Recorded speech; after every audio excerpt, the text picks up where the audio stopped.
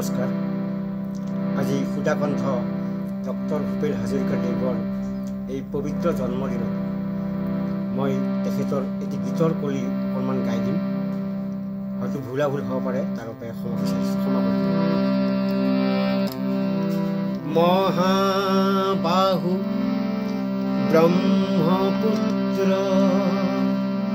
মহামিলনৰ তীৰ্থ, কত যুগ ধৰি আহিছে প্ৰকাশী সমন্বয়ৰ অৰ্থ। মহাবাহু ব্ৰহ্মপুত্ৰ সুদূৰ কান্নকুক জৰে পৰা বাৰভূঞা আহিছিলে, সেই বংশতে শংকৰদেৱ ইয়াতে জনমিলে।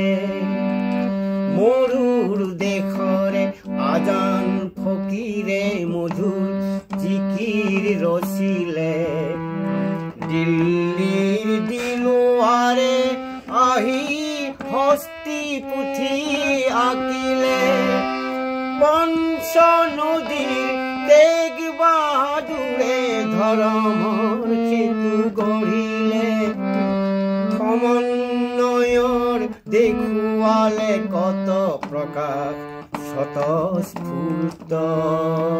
মহাবাহু ব্ৰহ্ম